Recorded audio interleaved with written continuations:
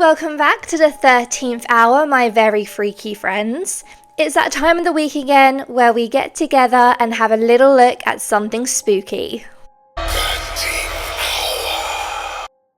And today, we're going to be unraveling the very disturbing backstory of Frederick Charles Krueger and how this once ordinary man became one of the most feared dream demons to ever exist. Please, God.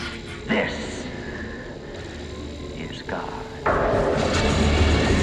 So get yourself a snack, get yourself comfy, but whatever you do, do not fall asleep.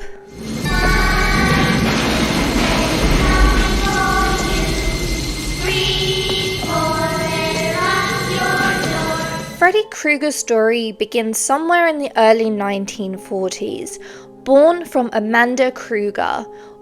Amanda Krueger was a part of a nunnery that actually helped patients inside of a psychiatric ward, the Hathaway House, or also known as the Western Hill Asylum. Over the festive period, Amanda Krueger volunteered at the asylum, and during one of her shifts, she was accidentally locked in with the maniacs with no way out as all of the workers had gone home to be with their family over the Christmas holidays. When Amanda was eventually found, she was found half dead and beaten, but most surprisingly, she was now carrying the son of 100 maniacs. And although this scene is one of the most disturbing scenes out of the entire backstory of A Nightmare on Elm Street, there is a fun little Easter egg. One of the maniacs is actually played by Robert Englund, who is also Freddy Krueger. During one of the later movies, A Nightmare on Elm Street, A Dream Child, we see our heroine Alice getting to relive that horrific situation that happened within the asylum, where we get to learn that not only was Freddy conceived in that asylum, but he was also born there too.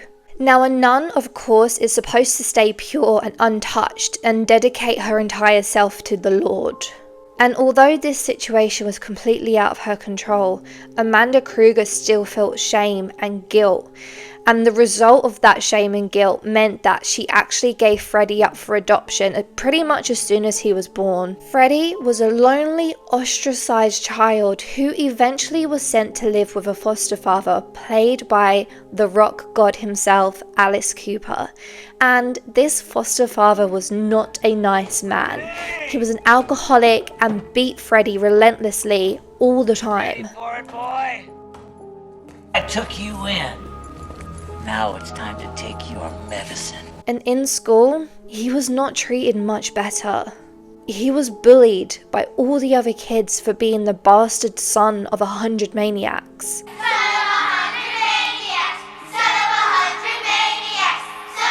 However, Freddy didn't always help himself, and we saw early signs of his murderous tendencies in school when the other kids witnessed him killing the class hamster with a hammer. As Freddy began to grow, in his teenage years, he began to self-harm and cut himself just to have some control over the pain that he was feeling. The abuse that he was receiving from home, receiving from school, and now receiving from himself left deep scars that would eventually fester into an uncontrollable, monstrous hatred. Freddy grew sick of the abuse from his adoptive father. The constant beatings and lashings drove Freddy to just crack, and this resulted in Freddy's very first human kill.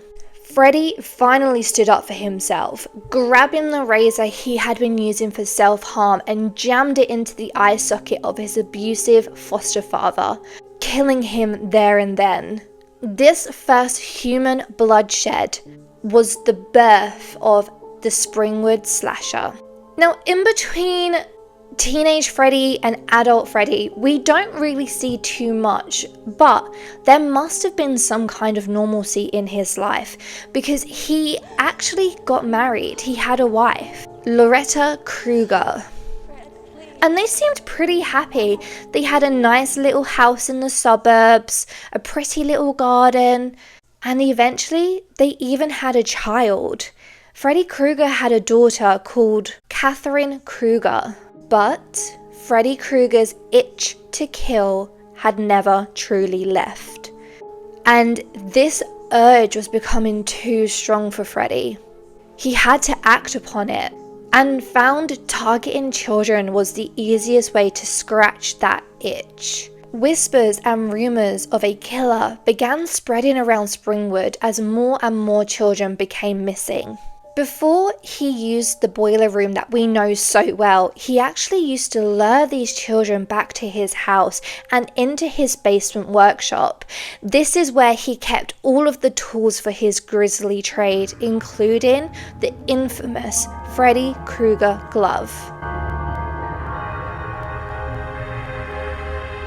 Freddy would enjoy keeping trinkets and pictures of all the children that he had murdered, and he would keep them inside of a little scrapbook.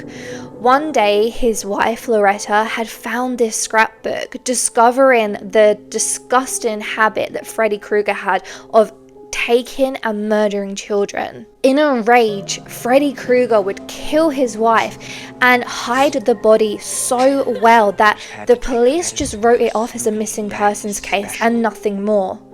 However, the police did suspect something because they actually took Freddy's daughter away from him, and at the age of 8, Catherine was put up for adoption herself. So many more children went missing. Freddy was still a free man, and so he was going to continue to do what he loved most and murder these children. The parents of Springwood were going insane trying to figure out who it was abducting their children. Finally, after a long period of time, the police put 2 and 2 together and arrested Freddy Krueger. Unfortunately, even though the townspeople and the police all knew that Freddy Krueger was now the child murderer, he was still not found guilty, and he was actually let go.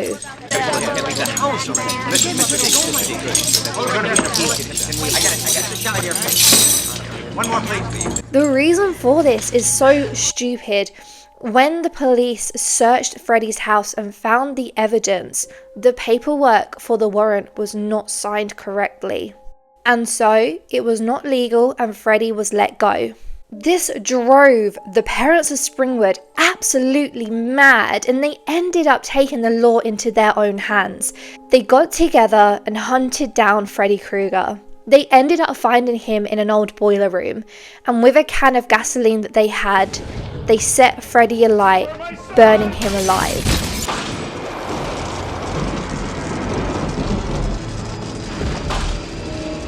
But death didn't claim Freddy. Freddy was reborn in the realm of dreams. His rage and hatred amplified by his fiery demise, and 3 dream demons came up to Freddy and offered him the chance to become eternal. Freddy accepted, and in turn, he became a dream demon himself. And you shall be forever.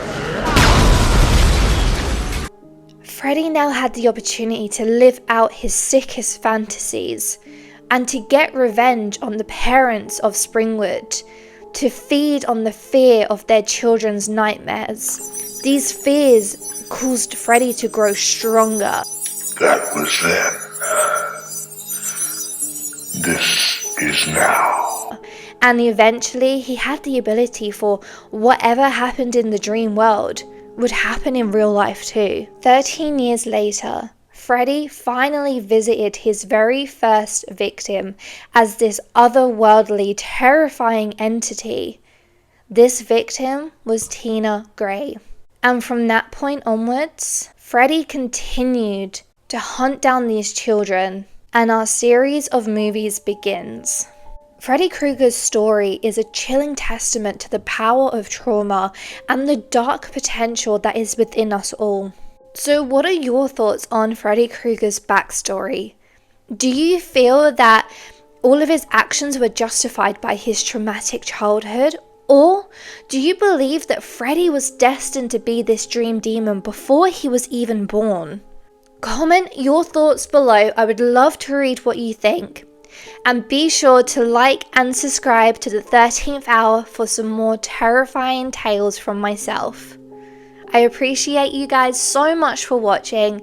Thank you so much. I'll see you on the next one. Bye guys.